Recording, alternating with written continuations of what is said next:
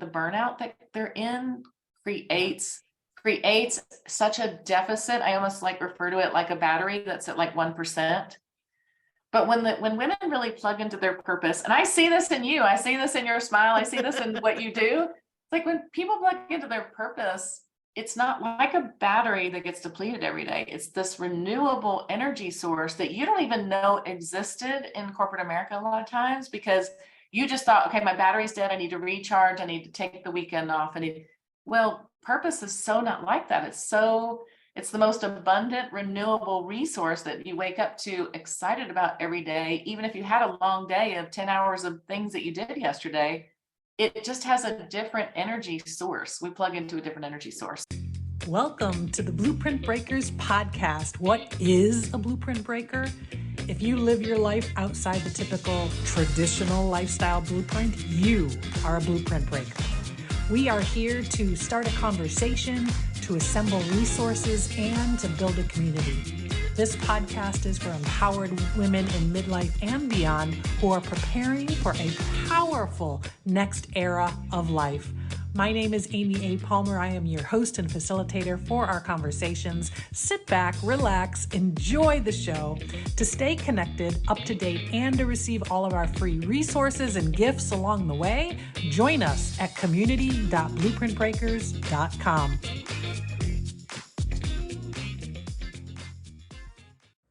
Make a career pivot. Do you suffer from the Sunday scaries? Is it sometimes difficult to get up and go to work each day? Do not ignore the signs of burnout. It's never too late to make a pivot, to find your purpose, and to enjoy what you do each day. In this episode, I have a conversation with Tricia Dempsey, CEO of ThriveHer. We get to hear her own personal story. She's definitely reinvented her professional life and her career multiple times, and she breaks blueprints and finds her own way. And some of what we talk about is, how do you know when and if you're ready to end a chapter and begin a new one? And how do you know if you've got what it takes? We cover all of that in today's episode. A little bit about Tricia Dempsey. Tricia is a 7th grade school teacher turned 8-figure CEO and creator of ThriveHer Passport. Over the past 20 years, she's coached over 6,000 women on how to live their purpose, lead with their strengths, and create businesses and lives that they love so that they can thrive personally and professionally. After selling her company to a publicly traded company, she felt a calling to help other women create more purpose and freedom, and started ThriveHer, which has become the most rewarding and fulfilling pursuit of her professional life. So join me in welcoming Tricia and enjoy the conversation. Hello, Tricia. Welcome. Hello, Amy Palmer. It's so good to see you. So good to see your happy face today. Thanks for joining me. Well, I invited you on our podcast because I know that you've had a lot of experience over the years making, breaking, recreating blueprints as you go. So I'd love to hear a little bit about your story, about when you had a blueprint that helped you and when did you feel the need to break it and create your own? Yeah, isn't that crazy? Well, for me, I think it started kind of graduating from college. I went to a small Christian college where everybody was either going to be a teacher or in ministry of some sort. I chose to be a teacher and did that for middle school kids. I even got my master's degree in middle childhood education because I could make a whole whopping $2,400 extra a year by doing that. And I did that for 5 years. And the first blueprint that I broke was leaving teaching. And I decided I gave myself a summer to leave. I spent 3 months kind of marketing myself, and I gave myself a date. If I don't have a job by August 15th, I'm going to go back and sign a contract. And the very first shift I did was into selling. And it was, imagine going to a guy who's trying to find a top salesperson. And I'm like, so I used to teach school, but I think I'd be really good in sales. And here's why. And that was really a good superpower for me. And so that was kind of the first big blueprint break. And then second one for me was after I had a child, and I just knew it was one of, remember back in those days, Amy, is early 2000, you went to the office by 7 a.m., you were out by 7 p.m. It was like one of those types of environments. Remember those days? I do. And I'd get home, baby would go to bed like 30 minutes later. And I just remember 3 months in, I was like, this is not sustainable. And I went to my husband and said, I think I'm going to start my own business. And he was like, you're 27. I think I was 30 years old at that time. He's like, what do you know about starting a business? And I was like, I don't know. It doesn't seem like it's going to be that hard. I went to resign, and the guy that I resigned to had sold his business a year before that. And he said, hey, listen, let me give you $40,000 and let's go start a business together. And that was a second big blueprint breaker for me. Wow. I think the third one, I've got two more that just kind of come to mind. The third, go ahead. Well, before I'm curious, when you had this thought that you wanted to go into business for yourself, like, where did that come from? Do you come from an entrepreneurial family, or? No, not at all. I'm the first entrepreneur in my family. I think I just thought to myself, this guy is probably making 5 million a year. I probably put half of that in his pocket every year. How hard can it be? This is kind of what I thought to myself. Like, right. I'm doing half of it anyway, right now in a business this size. So I think I can do it on my own. And the other thing, and I think this is, most of your listeners might feel this way too. When you are like desperate to be in a situation, you will find a way no matter what. Yeah. I feel like, so I was desperate to be home with my kid more. She was going to bed. I saw her 30 minutes a day. It was just, I was desperate for it. And when I felt that desperation, I just knew that it would be better to try it on my own than keep trying to do what I was doing. Yeah. So that was an interesting one. And I was with this guy and his son for a couple of years. And then the last big blueprint breaker for me, last two, was I was diagnosed with breast cancer like 2 years later. And I was with these two guys. One of them was a funding partner. One was a selling partner, but the selling partner never sold. I think in our first year, we did maybe about $1 million, and I did like 990,000 of it. It was like so out of balance. And I was like, why do I need these guys? Why do I need these guys? And I came home one day, I was like 6 months into chemo, and told my husband, like, this is how much money we have, and this is how much money we have on credit cards. And I think I'm just going to do this on my own. I do not need these guys. Like, this is me dragging these people along. And so that was a big, and we had just closed on a house, Amy. I was diagnosed with cancer the night before we closed on a house that we had built. Wow. I wasn't sure if I was going to close. I wasn't sure if I was going to quit my job. I wasn't sure what was going to happen. And I did that business for 15 years. I sold that company to a publicly traded company and exited out. And when after that, the last big blueprint break for me, and this is, if I look at the timeframes, it's like, so maybe 25, the next one was at 30, the next one was at like 32. And this final one was, really probably 47 years old. But I struggled after selling the business. I was there for 4 years. Company did great. I struggled personally. I was completely bored. I had done this forever. I didn't know that you could just make a chapter complete and still feel good about it. I was really beating myself up. Like, you're quitting your team, you're disappointing your team. Like, you're disappointing your family, all of these things. And one day I just really realized I was praying about it, thinking about it, constantly reading about like what I wanted to do next in this journey. I was probably having like a true like midlife crisis. That's how I felt at that time. I felt very empty inside. I cried all the time, and I'm not a big crier all the time.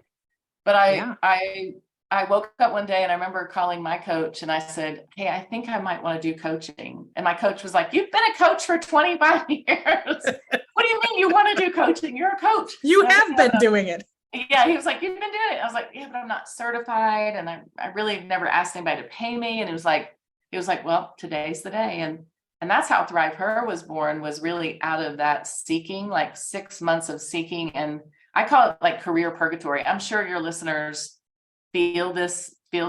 I never was happy, and I cried a lot. And so, and I felt like that for a long time and really denied myself what the potential was on the other side of that way too long. If I could tell people to do that, anything, it would be, don't deny yourself the potential of what's calling you past this chapter. So those are my big blueprint breakers. Is that enough for a lifetime? And we're now 52 right now, so I'm sure there'll be more.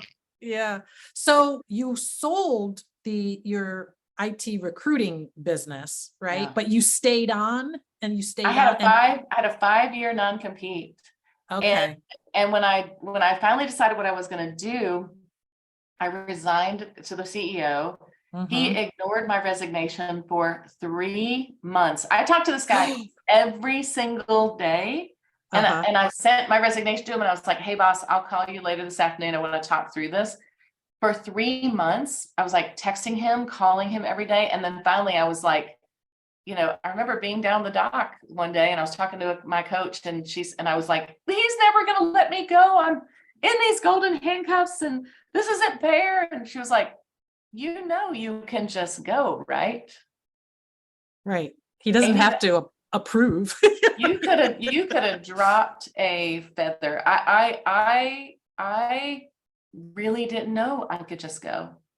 I really didn't know it. And so she was like, go back inside, CC the HR person, resend your letter and declare a date and be gone.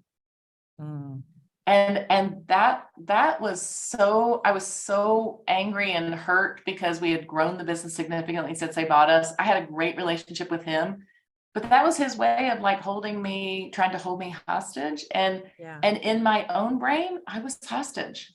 Yeah. Yeah. Wow. And what's especially interesting about that is that you had built this uber successful company from ground zero, sold it for like $10 million, and you still had those types of internal battles going on. I still was looking for his approval. Right. I was still looking for him to give me permission to leave. And I think once I recognized that, and here's what the difference was, gosh, out of the mouth of babes. My daughter was working at a church in Atlanta. She met the pastor the first day and somebody asked the question, what was your favorite book? And the pastor said, I love this book called Necessary Endings. Kat calls me as soon as she gets out of the meeting. She's like, Mom, you're in a necessary ending. You need to get this book. I buy it that day. I sit down on the dock, literally, I read the entire thing that day and I was done. And that book was, here's the gist of it. I'll summarize. It's a great read for your readers, but it's like the summary was every chapter in your life has some point where it becomes complete. It doesn't have to feel, you don't have to feel angry or sad or overly hurt by it. You can just call it complete and move to the next chapter. And he gives this analogy of his mom who had a huge rose garden in her backyard. And she said, here's the thing about roses. The best blooms can't survive unless you cut the good blooms, not the dead blooms, the good blooms. And so that was one of those moments I remember I was just like, gosh, I'm giving myself permission to do this. And I'm so proud of what I've accomplished. I'm so pleased at the team we've built. I'm so happy that they're going to survive long after I leave.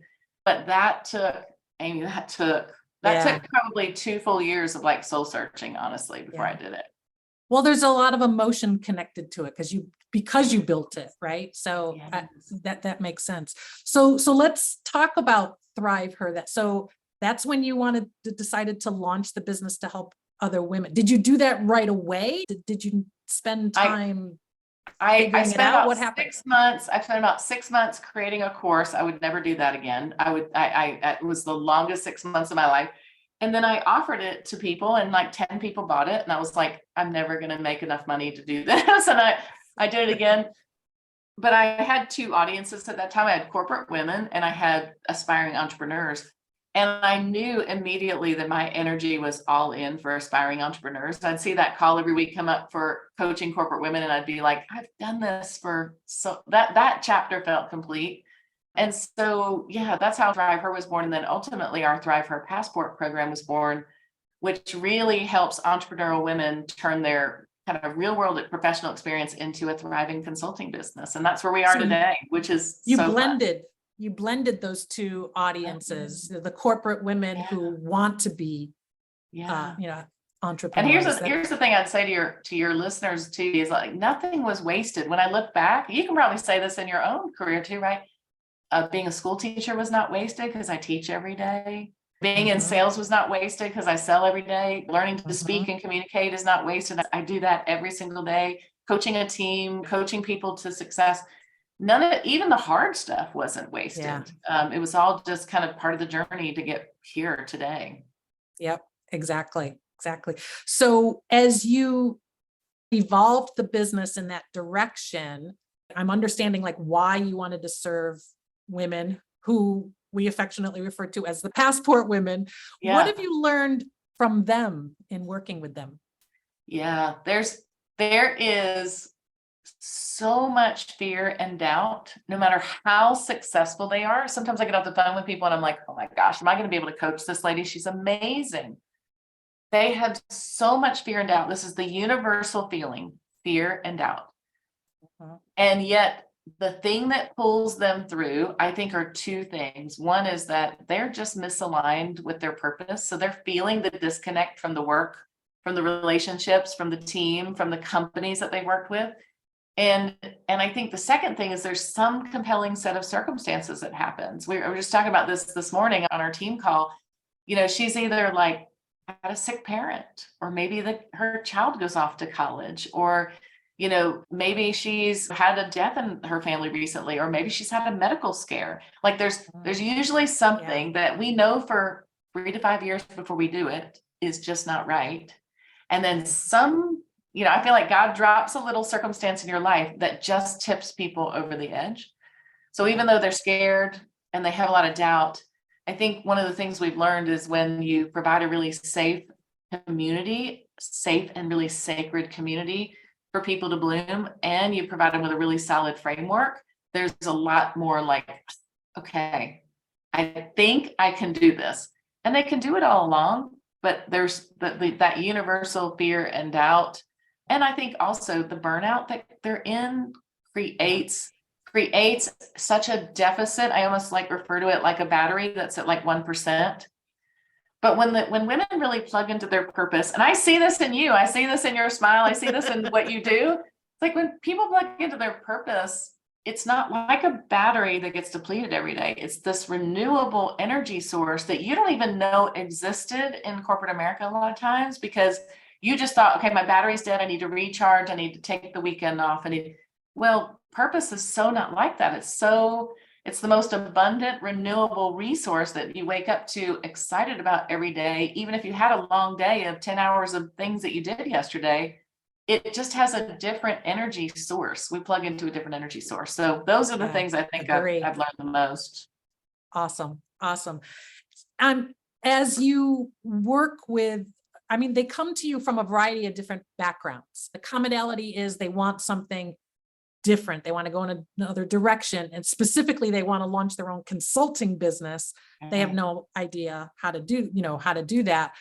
Are there particular backgrounds or situations that set them up to be most successful to do that? Yeah, I think about this quite a bit. I think number one, you've got to be credible at what you do. So, if you've got 10 plus years of experience doing sales or marketing or healthcare or IT or any of those things, you've got the credibility, like you are at a senior, maybe even potentially leader or executive role. So credibility is like one of those components. And then I think commitment to do it is the other. So I think the one most underdeveloped, kind of skill set our women have is selling themselves, selling other people. And so, we've deliberately created this program that for 4.5 months, they're in sales environments, they're in role plays, they're in practice sessions, they're in speaking, introducing themselves, speed networking. Like we put them really in an environment that allows them to build more confidence there. But the most, I think, common things that all women have is, they've got to have that credibility of whatever they're about to make the bridge over to. Like if Amy, God forbid, I ever left and did this job and said I'm going to be an accountant consultant, people would be like, yes, no, Tricia, I don't think this is what you're going to do. But when you've been doing it for a long time, that's the one big common thread I think that has to be there. And then the second is just this commitment to learning how to talk about yourself and put yourself in front of people and get comfortable selling. That's kind of I see those as kind of two of the biggest success factors for our women, for sure. Got it. So if you were to talk to someone who feels stuck in their career, and one of the things that I hear, not only do they feel stuck, but ageism comes into play, that they feel like Yes. they're not Massive. gonna move any higher. There's no Yeah. definitely hitting that ceiling. What's your advice to them? What should they do to lift Yeah. themselves? One of the things I really love about consulting is that ageism really is a benefit, and not ageism itself, but our age becomes a real Age, yeah. benefit Uh-huh. to the client. And the more that we can express how many times we've been in this bunker, and how many times we've seen this sharp turn, and how many times we've experienced this downturn, and how many times we've experienced this cycle in the market or in whatever they're doing, I think there's some real credibility that's built by our age when we move into consulting in that space. And I think the other thing is that you get to a point, I think at a certain age, probably somewhere in your 40s and late 40s, 50s, definitely in your 60s, from what I've seen with our women, that you just don't potentially even need as much money. You don't potentially need the kind of clients that you would have absolutely sacrificed and worked with when you were in your 20s and 30s, or the kind of employers that you've worked for. You just don't, you get to have more choice, because we're not in this scrappy, desperate, how are we going to make the groceries work this week?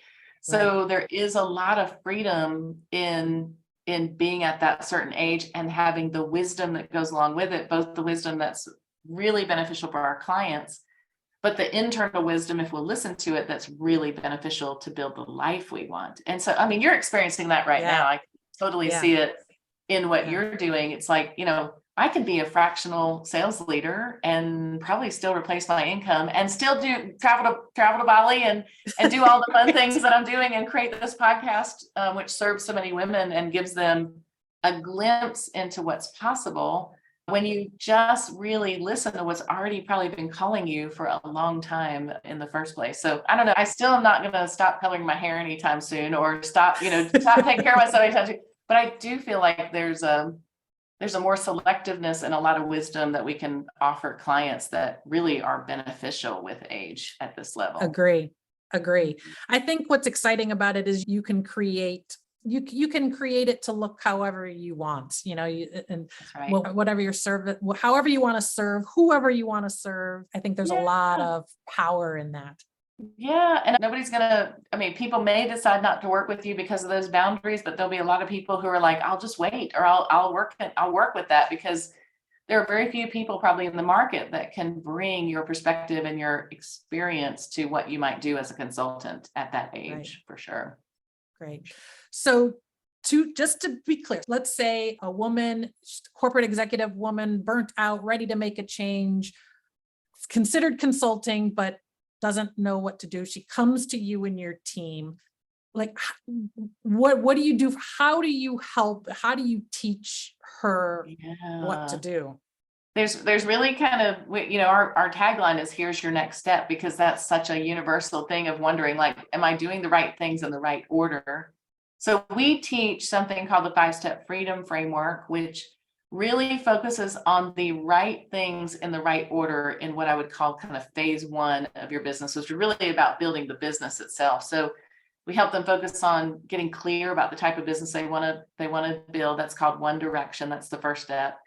One person, the person that they actually want to serve for that particular consulting offer. And then we help them get clear on one offer, so that they've got a really comprehensive, professional and polished thing they can show to clients and really start to sell. And then we help them create one message, which we call your 5-point pitch, around how you're going to actually go out and talk about it. And then we help them learn how to sign clients one conversation at a time through our one consult step. And so just teaching them, like, how do I just have a professional conversation and make it happen? All of that takes place in the first 6 weeks in phase one. And it's really not unusual for people. I wish you still knew some of these women, Amy, but Narissa last night we posted out to our Kudos channel. She's just signed a $60,000 global marketing engagement, and she's just in phase one of Passport. And then in phase two, we really focus on two things. This has all evolved even since you kind of started knowing more about us. The first is we really help them each week with sales mastery. So I coach a sales mastery class every week. We role play, we look at objections, we build their target lists, we do all of these things. And then my coach, one of my dear friends and coaches, Jim Hewling, joined our program, and he teaches CEO mindset. And in CEO mindset, he's really helping them really kind of 10x their visibility to their potential clients through social media, speaking, and video opportunities. And so we're helping them like organically learn how to reach out, but also get past that imposter syndrome, which is the most crippling thing for most of those women. Even when they build the business part, moving into kind of building your income and building your mindset is really takes time. I mean, you think about like, how long have you been doing what you've been doing, Amy? The podcast? No, just like your career. Everything. Decades. Decades. Yes. Yes. And so like, I think we pop into like entrepreneurship and we're like, in 6 months, we should have this mastered. And the truth is it takes decades. Right. It takes decades. So we really try to give them a good springboard. And then we've now developed the Passport Masters program. So once they graduate from Passport, they're going to Passport Masters. And we're really working on really systematic and process-based things that just create consistent replacement of income month after month. So those are kind of how we help them.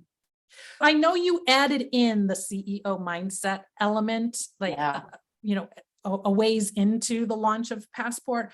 I'm curious, how did you identify the need for that? And what are you hoping to accomplish with that piece? Yeah, we had two ways. One is that people weren't even introducing themselves as CEOs.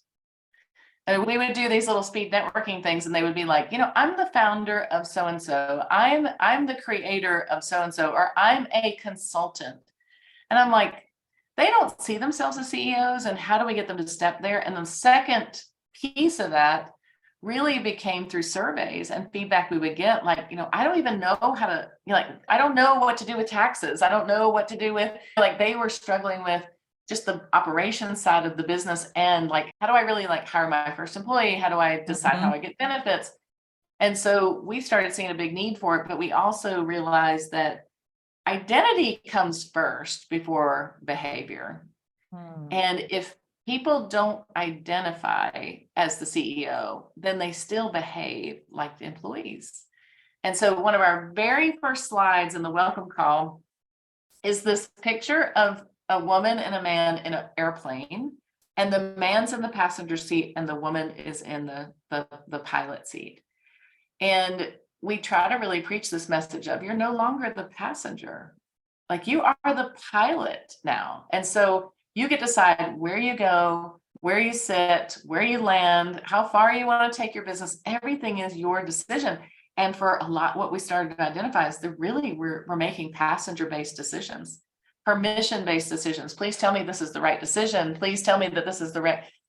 And it's like, you really get to create everything on your own. And that shift, although really, really people dream about it for so long, is a very scary shift. So I think it just takes time to step into that identity. I tell this story, and you might have heard me tell it before too, but when I first became a CEO, I was 32 years old, and I hired this speaking coach to come and teach me how to do this little 15-minute CIO meetings that I was having. I had 60 opportunities to do this little 15-minute meeting. And the first day she had me in there, she put a video camera up and she said, go out of the room. I want you to walk in the room. I want you to shake my hand, hand me your business card. That was like phase one of what we worked on. I'm like, cool. I go out of the room. I come back in, I firm handshake, direct eye contact. I hand her my business card and she looked at it and she said, who is the CEO of this company? And why don't you have this on your business card? And the truth was, I didn't see myself as the CEO of the company. And she said, she gave me back my business card and she said, like, as stern as she was, no joke. She said, as stern as she could be. She said, today we're ordering CEO business cards. And that same thing that happened to me happens to them. So it just takes time to step into that identity for sure. Yeah. That's amazing. And what impresses me the most, or one of the things that impresses me the most about ThriveHer, about the Passport program, it's not just a coaching program. It's like an MBA course. You get all all the strategy, all the tactics, all the support, all the coaching, everything that you need. So kudos to you. I mean, you've really built and grown a wonderful, wonderful program. Yeah. And I love it. I love it. No matter how many hours every day we do whatever we do, I'm so excited to wake up and do it the next day. And that's what I really hope the women that are listening to this really realize is when you step out of that fear and into the possibility and into your purpose, then you just operated at a different gear. Yeah. And it's not work. And I know people say that very kitschy, but it's really not work. It's really, for me, it's my ministry, it's my passion, and I absolutely love it. So I don't know.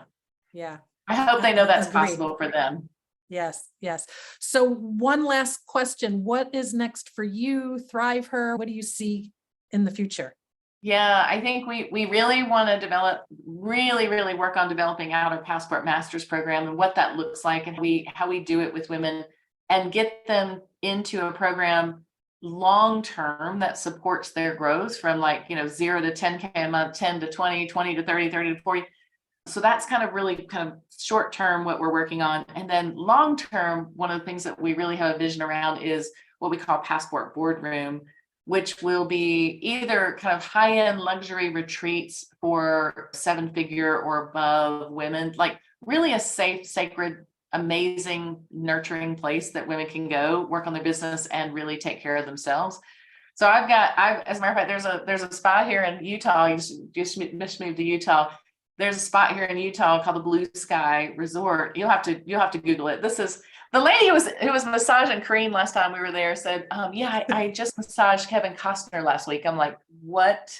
And I left that place and I said to Kareem, like, that's the kind of place that woman would want to go. Like, really, really very intimate, very exclusive, but really high level discussions about how to grow our businesses and really balance that with wonderful lives that we love. And so that excites me. That level very much excites me. That's where I want to be right now. So big things ahead personally and professionally for sure. Good. Well, I'm sending you positive vibes that it all comes to fruition. And just as you described, it sounds wonderful. Thank you again for taking the time today. And thank you for everything that you do for women and how you help them really build new lives. Thank you, Tricia. It's exciting. It's exciting. Well, your people are our people. So if they are at all interested in learning more, I would love to just let them know they can go to our thrive-her.com/group, get into our Freedom After Corporate Facebook group and just start to learn, get free trainings, all kinds of resources that will help them make that transition. And it's a really kind of good way to put your foot in the water. So I'd love to have them come and join it. Your people are our people. So fabulous. I'll make sure to put all the links in the show notes so that the show notes for this episode, you can go right there and access all the information. That sounds Thank great. you, Tricia. Thanks for having me, Amy. Thank you. Thank you for joining me for today's episode of the Blueprint Breakers podcast, Make a Career Pivot. And a very special thank you to our guest, Tricia Dempsey. Remember to check out the free resources. I put it in the show notes, but if you go to thrive-her.com/group, that's access to her free Facebook group. She has so many cool resources, trainings, etc. in there. Now I'd like to quickly share my disclaimer. I am not a therapist, doctor, lawyer, financial advisor, career counselor, etc. This podcast is for your entertainment and information only. I encourage you to take what I share here as a launching point to discover what is right for you. And now I want to thank you, the listener. Thank you for sharing these episodes with your friends. Thank you for going into Apple Podcasts and leaving me a 5-star review with a written review. Thank you. And please make sure if you have not yet signed up for our community, that's where you get all the free resources, all the links, all the schedule information. It's the best way for me to stay in direct contact with you, the listener. Just go to community.blueprintbreakers.com. Have a great day. Keep on breaking those blueprints and writing your own.